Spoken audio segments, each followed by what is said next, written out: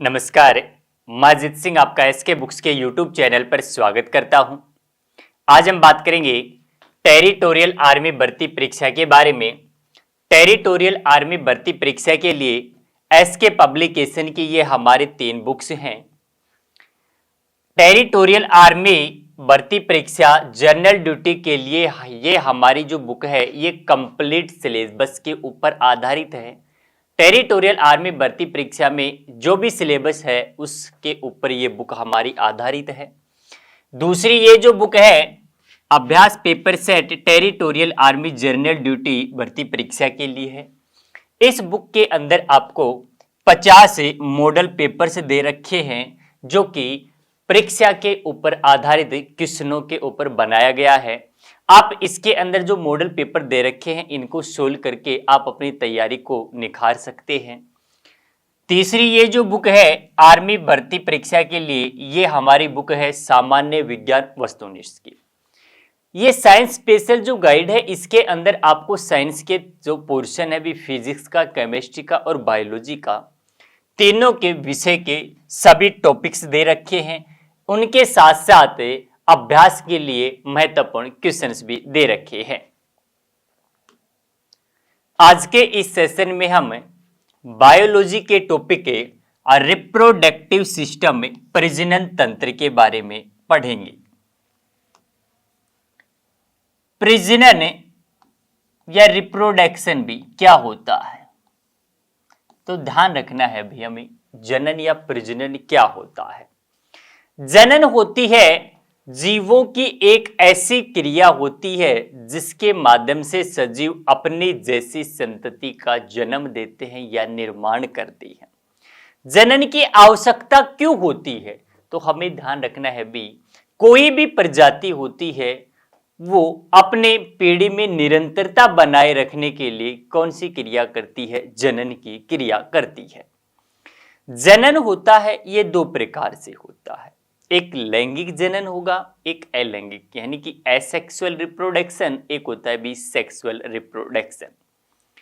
अलैंगिक जो जनन होता है, जनन की इस क्रिया के अंदर केवल एक जीव पार्टिसिपेट करता है, और लैंगिक जनन होगा इस क्रिया के अंदर 2 जीव पार्टिसिपेट करते हैं।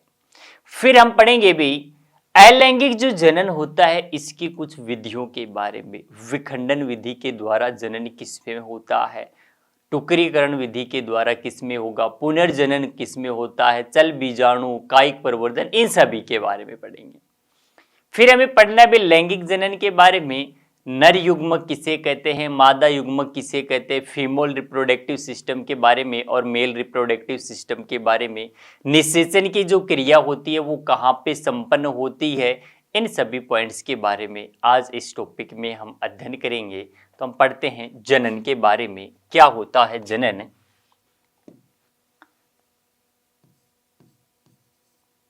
एक ऐसी जैविक क्रिया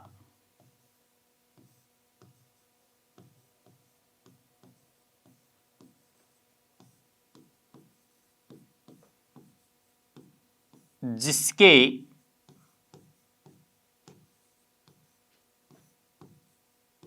माध्यम से सजीव अपनी जैसी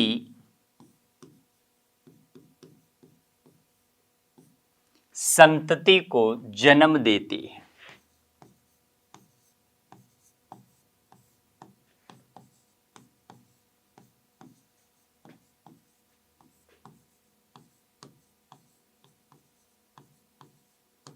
उसे ही क्या कहा जाता है भी, जनन कहा जाता है।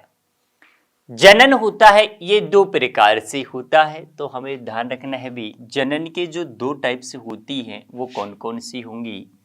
तो ये जो 2 प्रकार होगा, एक होता है एसेक्सुअल रिप्रोडक्शन जिसे हम कहते हैं अलैंगिक जनन,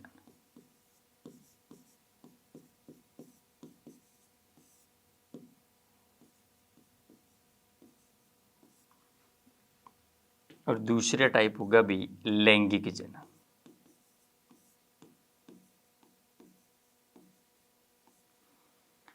एसेक्सुअल रिप्रोडक्शन होता है ध्यान रखना है भी, जनन की इस क्रिया के अंदर केवल एक जीव पार्टिसिपेट करता है, एक जीव भाग लेता है, और उत्पन्न जो जीव होता है वो जनक के समान होता है। यानी क्लोन का निर्माण किसके अंदर होता है? अलैंगिक जनन के अंदर होता है। प्रथम क्लोन किसका बनाया गया था? तो भी डोली नामक जो भेड़ है प्रथम क्लोन था। फिर इसकी कुछ विधियां होती हैं, उनके बारे में पढ़ते हैं। तो हमें ध्यान रखना है भी, क्लोन होता है वो किस में बनता है? अलैंगिक जनन के अंदर। और प्रथम जो क्लोन था वो किसका था भी? प्रथम क्लोन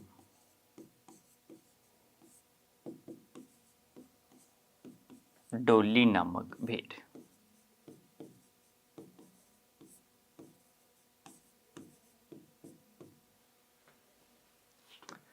पढ़ते हैं अलैंगिक जनन के बारे में।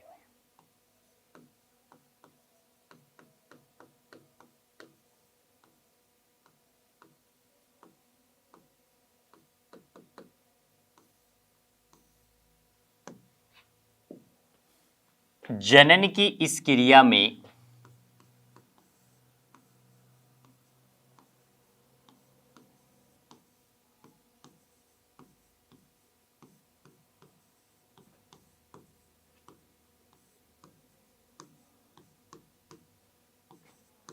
केवल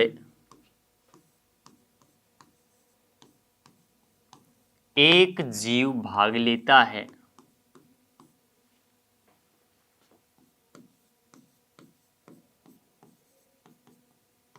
तथा उत्पन्न जीव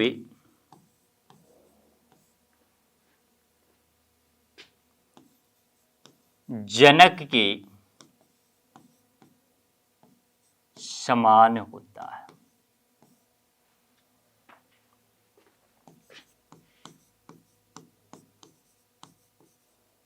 तो भी ध्यान रखना है, क्लोन किसमें बनता है?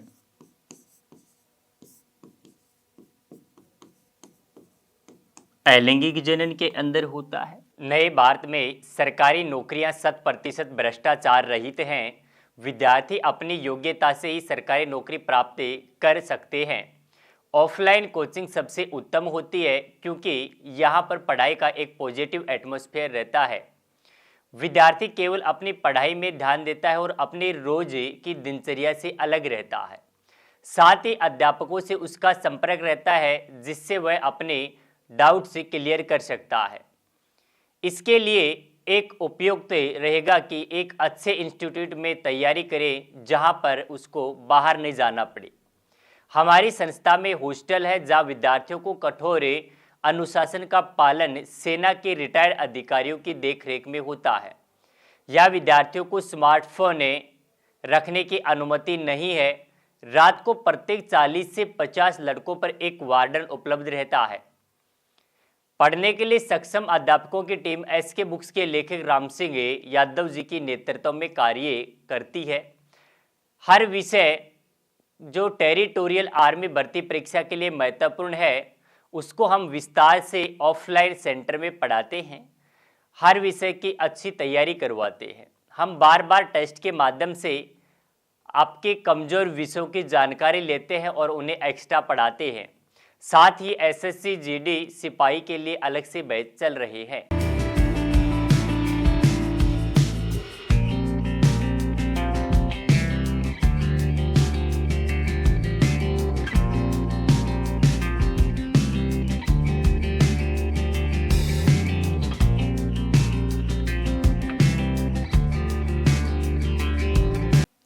अलैंगिक जनन की कुछ विधियां हैं भाई, उनके बारे में पढ़ते हैं।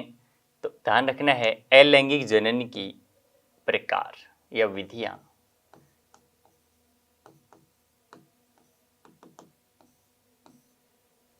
सबसे पहले हम पढ़ते हैं भाई विखंडन विधि के बारे में। विखंडन विधि के अंदर भी दो होती है, एक होता है बहु विखंडन, एक होता है भी द्वि विखंडन विधि के द्वारा। तो द्विवी विखंडन विधि के द्वारा जनन की जो क्रिया होती है वो किसके अंदर होती है? अमीबा के अंदर, पैरामीशियम के अंदर और यूग्लिना के अंदर होती है। जबकि बहुविखंडन विधि के द्वारा जनन किसके अंदर होता है? प्लाज्मोडियम के अंदर होता है। परीक्षा के अंदर सीधा क्वेश्चन पूछता है अमीबा में जनन की विधि कौन सी होती है? तो अमीबा में जनन की विधि कौन सी हो गई भाई? द्विवी विखंडन विधि द्वारा जनन की क्रिया होती है। तो पहला कौन सा हो गया भी? विखंडन।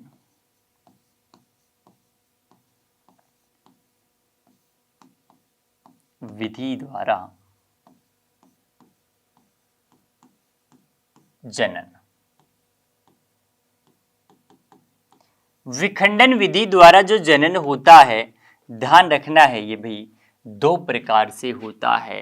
और ये जो दो प्रकार होंगे ये कौन कौन से होते हैं? तो एक तो होगा द्विवी विखंडन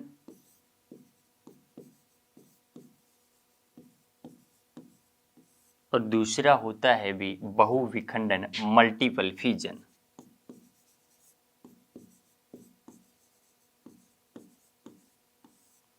बाइनरी और मल्टीपल फ्यूजन होगा। तो ध्यान रखना है भी द्विविखंडन विधि द्वारा जनन किसके अंदर होता है? अमीबा के अंदर होता है, पैरामीशियम के अंदर होता है, यूग्लिना के अंदर होता है। इन सभी में किस क्रिया द्वारा जनन होता है? द्विवी विखंडन क्रिया के द्वारा जनन होता है। जबकि बहुविखंडन क्रिया के द्वारा जो जनन होता है वो किसके अंदर होता है? प्लाज्मोडियम के अंदर।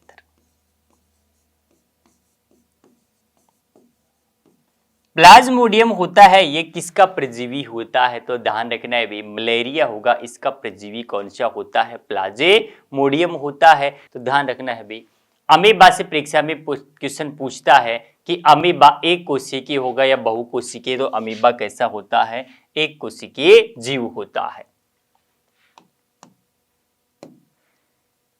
सेकंड है भाई मुकुलन बडिंग।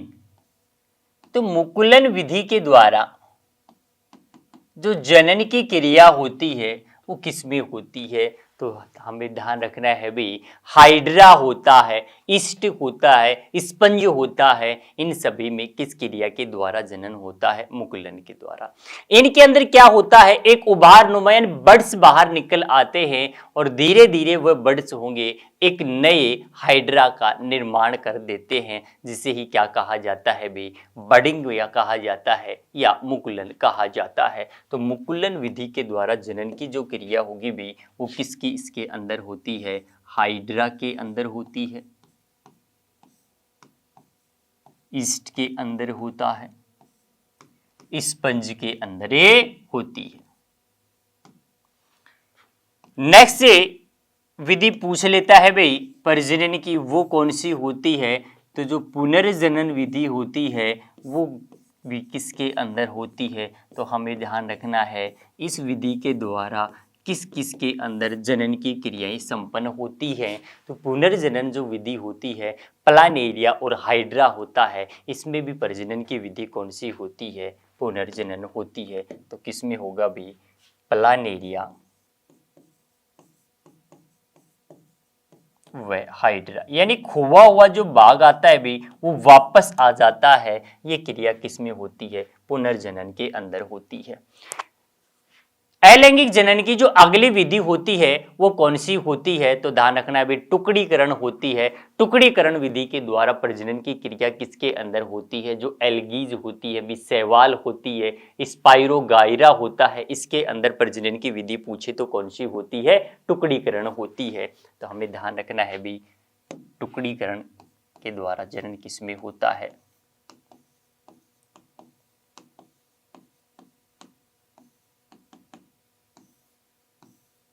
शैवाल के अंदर होता है, एल्गीज के अंदर होता है। शैवाल का अध्ययन क्या कहलाता है भी? फाइकोलॉजी कहलाता है। और किसके अंदर होता है भी? स्पाइरो गाइरा के अंदर।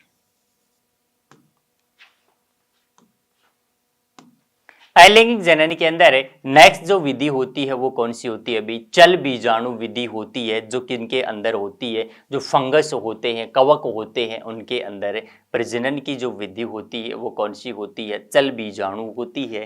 तो हमें ध्यान रखना है भी चल बीजाणु के बारे में भी। चल बीजाणु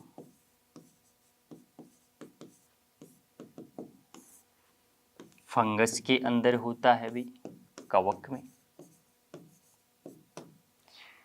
कायिक प्रवर्धन विधि के द्वारा किसमें होता है? तो ध्यान रखना है हमें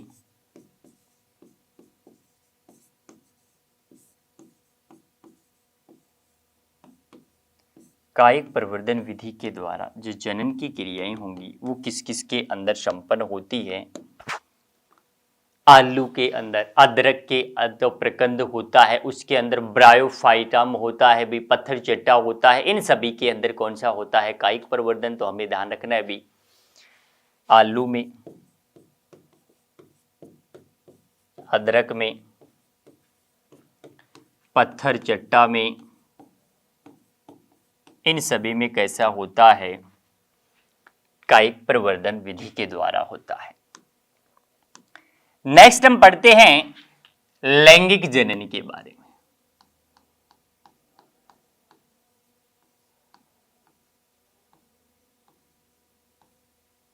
लैंगिक जनन से हमें ध्यान रखना है भाई क्या होता है लैंगिक जनन? जनन की ऐसी क्रिया जिसके अंदर दो जीव पार्टिसिपेट करते हैं, यानी ये मनुष्य के बारे में हम बात करें तो एक मेल बॉडी पार्टिसिपेट करती है और दूसरे फीमेल बॉडी पार्टिसिपेट करती है। एक नर युग्मक होगा और एक मादा युग्मक होता है। और निषेचन की क्रिया के दौरान किसका निर्माण होता है? युग्मनज बनता है और नई संतति का क्या होता है? भी जन्म होता है। जनन की इस क्रिया को क्या कहा जाता है? लैंगिक जनन कहा जाता है। तो पढ़ते हैं अभी लैंगिक जनन के बारे में। जनन की वह क्रिया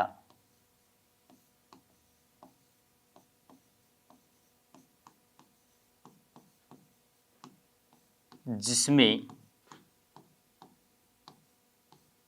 दो जीव, मनुष्य के रिस्पेक्ट में यदि बात करें तो नर युग्मक व मादा युग्मक मिलकर युग्मनज जायगोट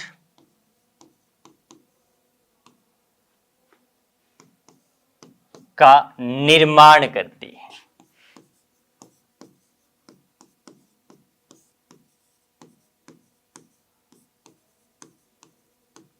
उसे क्या कहा जाता है? लैंगिक जनन कहा जाता है। पॉइंट यहां पे ध्यान रखना है, परीक्षा के अंदर पूछता है नर युग्मक किसे कहते हैं? तो ध्यान रखना है भाई नर युग्मक होगा और दूसरा मादा युग्मक होता है।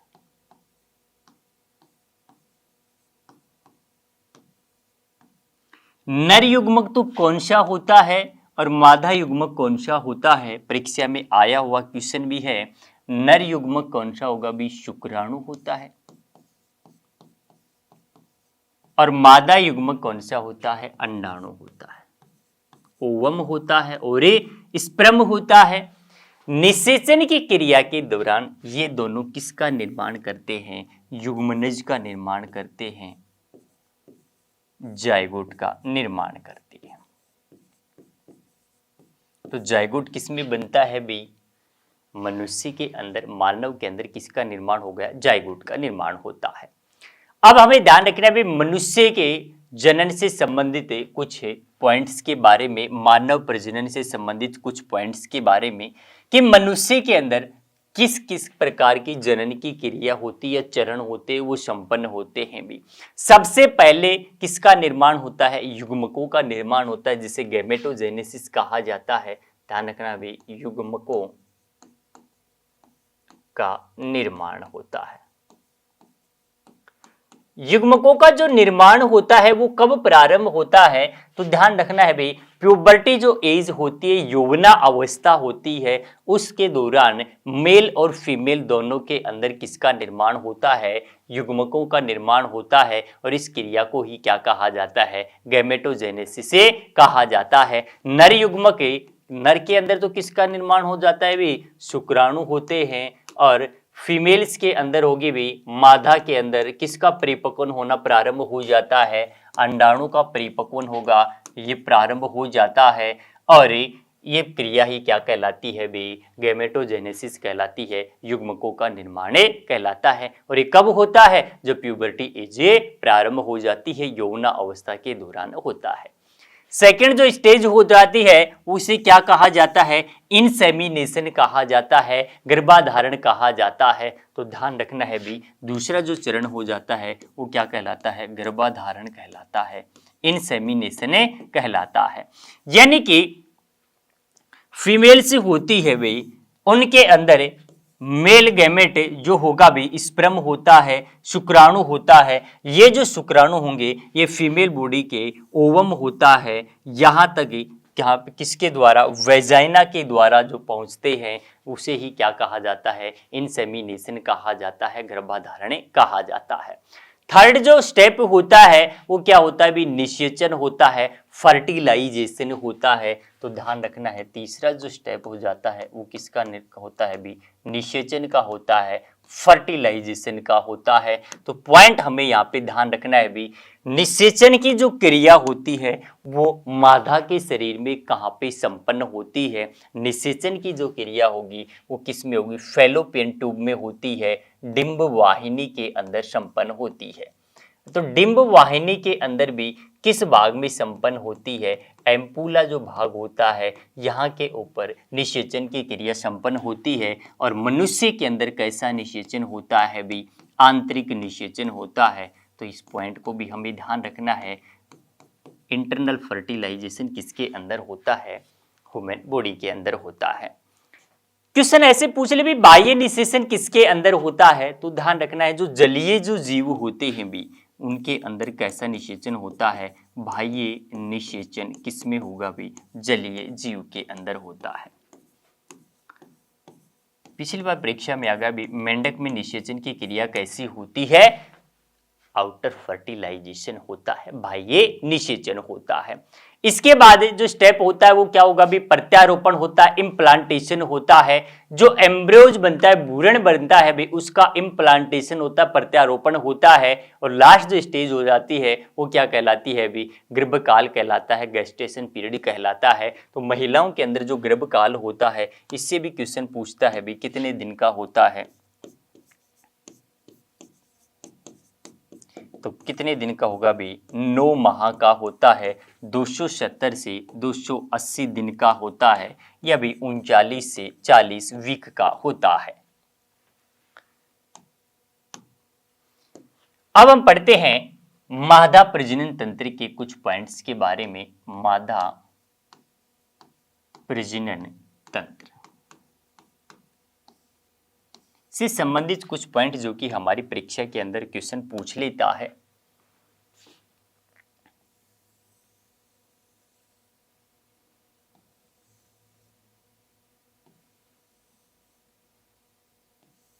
महिलाओं का भी क्वेश्चन पूछे, प्राथमिक जनन अंग किसे कहा जाता है, तो हमें ध्यान रखना है भी, फीमेल्स होती है इनका जो प्राइमरी रिप्रोडक्टिव ऑर्गन होता है वो कौन सा होता है, अंडाशय होता है, या आपको ऑप्शन मिले भी, फैलोपियन ट्यूब होगी, डिंब वाहिनी होती है, गर्भाशय होगा, यूट्रस होता है, वेजाइना होता है। तो ध्यान रखना है भी, प्राइमरी सेक्सुअल ऑर्गन होता है वो कौन सा होता है, अंडाशय होता है। ये जो अंडाशय होता है ये संख्या में कितना होता है, तो ध्यान रखना है भी, पहला पॉइंट तो इससे क्या होगा भी, प्राइमरी सेक्सुअल ऑर्गन होगा, प्राथमिक जनन अंग होता है महिलाओं के अंदर। संख्या यदि इसकी पूछे तो कितना होता है भी, संख्या के अंदर ये एक जोड़ी होता है, 2 होते हैं।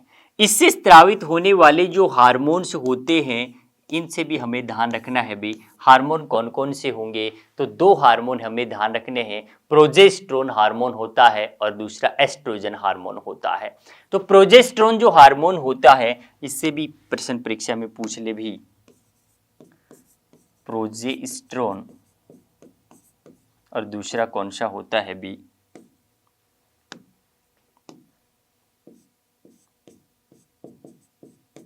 एस्ट्रोजन। प्रोजेस्टेरोन गर्भाधारण का हार्मोन किसे कहा जाता है, तो प्रोजेस्टेरोन जो हार्मोन होता है इसे ही क्या कहा जाता है, गर्भधारण का हार्मोन कहा जाता है। जबकि जो एस्ट्रोजन जो होता है ये महिलाओं का मुख्य हार्मोन होता है। नेक्स्ट इसे ध्यान रखना है भी, डिंब वाहिनी निषेचन की जो क्रिया होती है वो कहाँ पे संपन्न होती है, डिंब वाहिनी होगी, यहीं पे क्या होता है भी, निषेचन की क्रिया संपन्न होती है। फेलोपियन ट्यूब के अंदर एम्पुला जो भाग होता है यहाँ पे क्या होता है भी, निषेचन की क्रिया संपन्न होती है। निषेचन के बाद ध्यान रखना है भी जाइगोट का निर्माण हो जाता है। उसके बाद जो एम्ब्रियो होता है उसका जो डेवलपमेंट होता है वो कहाँ पे होता है, गर्भाशय के अंदर होता है। और गर्भाशय की आकृति पूछे तो कैसी होती है भी, उल्टे नाशपाती के जैसे एक थैलानुमा संरचना होती है। भ्रूण का जो विकास होता है गर्भकाल के अंदर वो कहाँ पे होता है, गर्भाशय के अंदर होता है। ध्यान रखना है भी, भ्रूणीय अवस्था के दौरान जो पोषण प्राप्त होता है, जो इस अवस्था के अंदर जो पोषण जो प्राप्त होगा वो किसके द्वारा होता है, प्लेसेंटा के द्वारा प्राप्त होता है। प्लेसेंटा, और ये जो प्लेसेंटा होता है ये भ्रूण के किस अंग से जुड़ा हुआ होता है, नाभि से जुड़ा हुआ होता है। ध्यान रखना है भी, वेजाइना होती है ये आउटर जनन अंग होता है, बाह्य जनने अंग होता है। नेक्स्ट पॉइंट हमें ध्यान रखना है,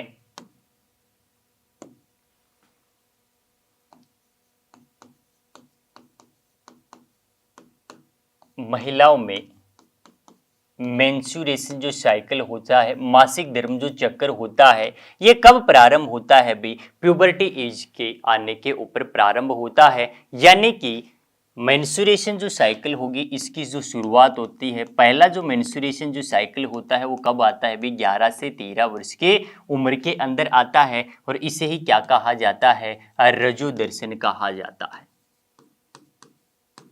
मिनारकी कहा जाता है। जबकि अंतिम जो होता है भी पड़ाव, ये कब होता है, इसका अंतिम पड़ाव होता है इसका 45 से 55 साल की उम्र में होता है, जिसे ही क्या कहा जाता है, रजो निवर्ती कहा जाता है।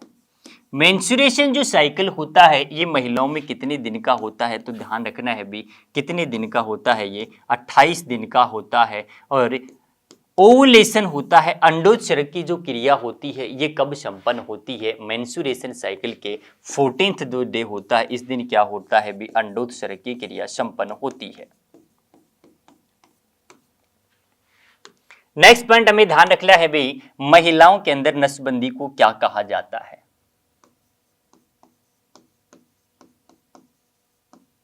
महिलाओं में नसबंदी, दूसरा हमें ध्यान रखना है भी, पुरुषों में नसबंदी। महिलाओं में नसबंदी क्या कहलाती है, ट्यूबेक्टोमी कहलाती है। और पुरुषों में नसबंदी क्या कहलाती है भी, वैसेक्टोमी कहलाती है। कुछ एक पॉइंट है जो हमें और ध्यान रखने, हमारे परीक्षा के अंदर पूछ लेता है भी, ध्यान रखना है भी हमें, एक लिंगी जीव, तो मनुष्य हो गया भी, घोड़ा, कुत्ता, सरीसृप, ये सभी क्या होते हैं, एक लिंगी होते हैं। जबकि द्विलिंगी से पूछे भी, द्विलिंगी जीव, तारा मछली,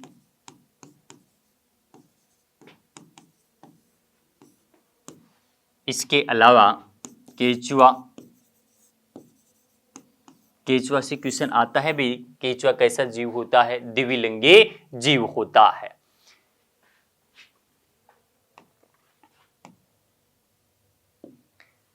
नेक्स्ट हम पढ़ते हैं भाई नर जनन तंत्र से संबंधित कुछ एक पॉइंट्स के बारे में जो कि परीक्षा के अंदर पूछा जाता है। पुरुषों का प्राथमिक जनन अंग क्या होता है? वृषण होता है। और वृषण संख्या में कितना होता है? एक जोड़ी होता है। तो हमें ध्यान रखना है भी वृषण से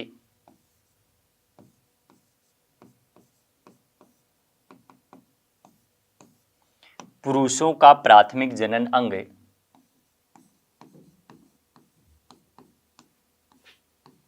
पुरुषों का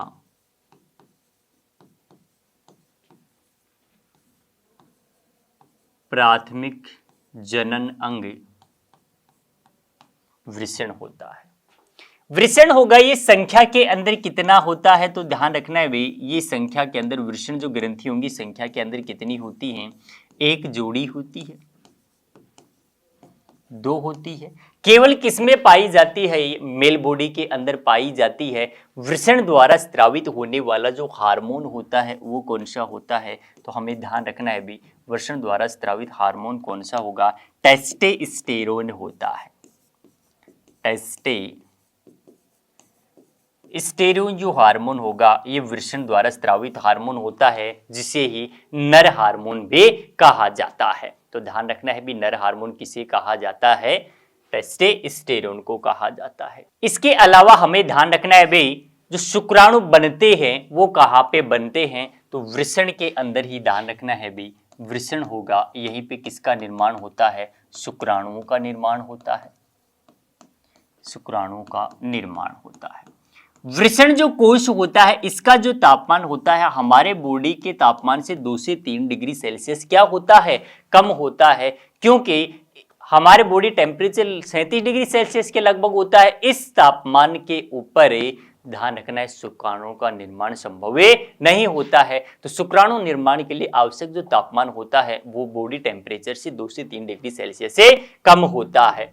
तो क्वेश्चन पूछे भाई शुक्राणु निर्माण करने वाली जो कोशिकाएं होती हैं वो कौन सी होती है? तो ध्यान रखना है नर जो जर्म सेल होती है ये क्या करती है भी? शुक्राणु बनाती है।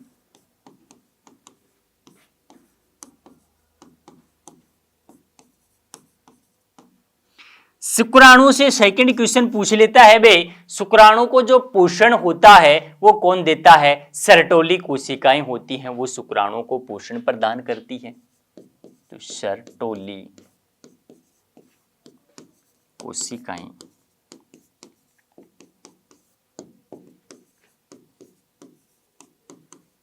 शुक्राणुओं को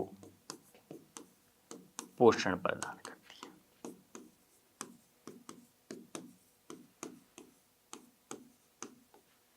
इसके अलावा हमें ध्यान रखना है भी आदि वृषण जो होता है शुक्राणु परिपक्वन एवं स्खलन से पूर्व शुक्राणु का संग्रहण कौन करता है? आदि वृषण करता है। और शुक्रवाहिनी होता है ये परिपक्व शुक्राणु को मूत्र मार्ग तक पहुंचाने का कार्य करता है। एक पॉइंट और हमें ध्यान रखना है भी मानव सीमन का यदि पीएच मान है यदि हमसे पूछे तो कितना होता है भी? 7.4 होता है। नेक्स्ट हमें ध्यान रखना है भाई पेड़ पौधों के अंदर निषेचन की क्रिया कहां पे संपन्न होती है? तो ध्यान रखना है पेड़ पौधों में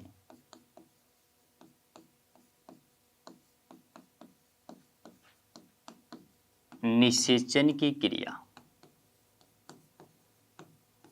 कहां पे संपन्न होती है भाई? फूल या पुष्प बाग के अंदर ये संपन्न होती है। तो ध्यान रखना है भी पादपों में लैंगिक जनन की क्रिया के दौरान जो बनता है वे वो क्या बनता है? तो पादपों के अंदर किसका निर्माण होता है? निषेचन की क्रिया के दौरान किसका निर्माण होता है? बीजांड का निर्माण होता है। तो ध्यान रखना है भी पादपों में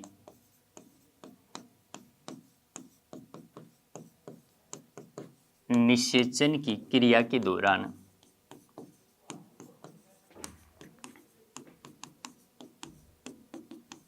क्या बनता है? बीजांड का निर्माण होता है। पादपों के अंदर ध्यान रखना है भाई, पुष्प होगा, इसका नर जनन भाग क्या कहलाता है? पुंकेसर। और स्त्री जनन भाग क्या कहलाता है भी? स्त्री केसर कहलाता है। इस पॉइंट्स को भी हमें ध्यान रखना है।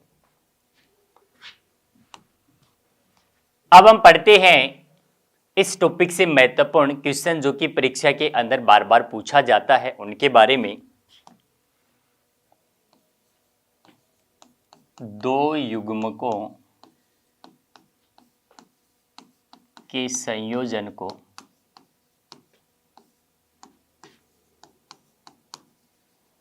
क्या कहा जाता है?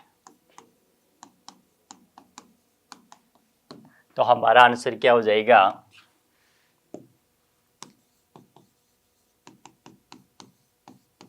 निषेचन। क्वेश्चन पूछे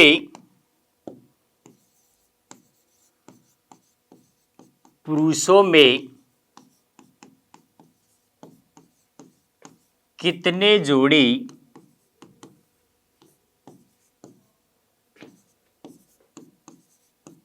अंडाशय पाए जाते हैं?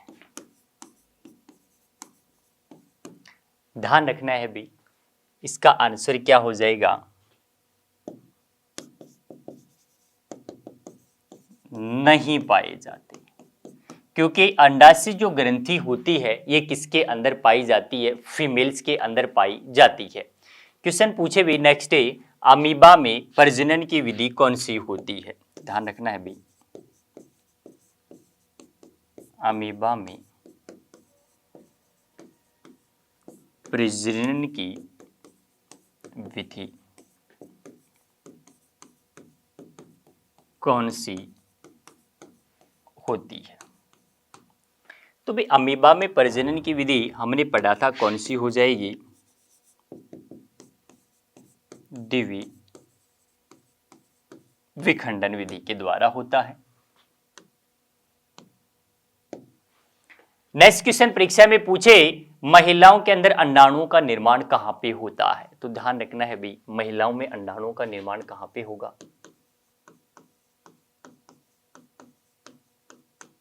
महिलाओं में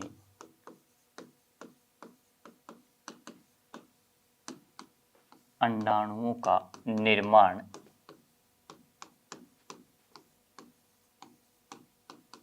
कहां पर होता है? तो इसका आंसर क्या हो जाएगा?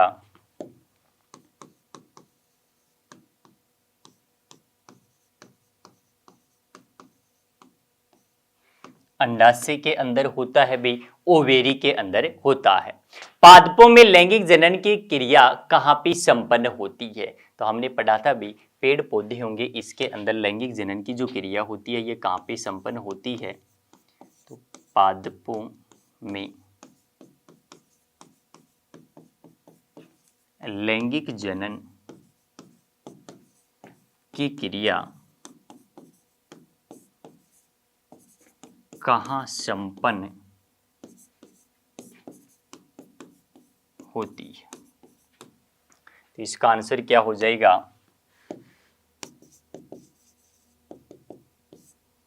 पुष्प भाग के अंदर संपन्न होती है या फूल वाले भाग के अंदर संपन्न होती है। बाह्य निषेचन किसके अंदर होता है? तो हमें ध्यान रखना है भी, नेक्स्ट क्वेश्चन, बाह्य निषेचन किसमें संपन्न होता है? तो इसका आंसर क्या हो जाएगा?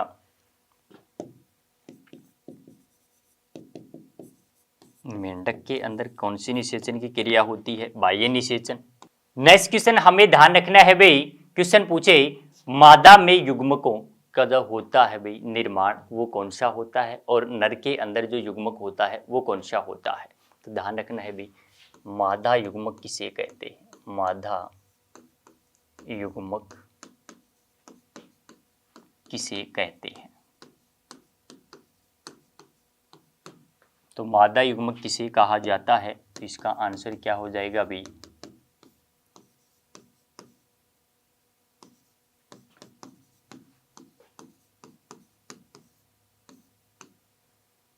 अंडाणु होता है। क्वेश्चन पूछे भी, नर युग्मक किसे कहते हैं? तो नर युग्मक किसे कहा जाता है? तो इसका आंसर क्या हो जाएगा? शुक्राणु को।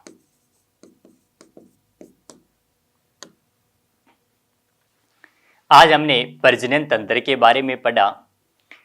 आर्मी भर्ती परीक्षा व टीए भर्ती परीक्षा के लिए एसके बुक्स सभी शॉप्स पर और ऑनलाइन अवेलेबल हैं। यदि आप ऑनलाइन परचेज करना चाहते हैं तो इसका लिंक नीचे डिस्क्रिप्शन बॉक्स में अवेलेबल है। इस चैनल पर हम आर्मी भर्ती और अन्य सभी भर्तियों से संबंधित महत्वपूर्ण जानकारी, स्टडी मटेरियल्स उपलब्ध कराते रहेंगे। तो आप इस वीडियो को लाइक कीजिए, चैनल को सब्सक्राइब कीजिए और ज़्यादा से ज़्यादा अपने दोस्तों के साथ शेयर कीजिए। मिलते हैं नए वीडियो के साथ, नए टॉपिक के साथ, नए वीडियो में। बहुत बहुत धन्यवाद।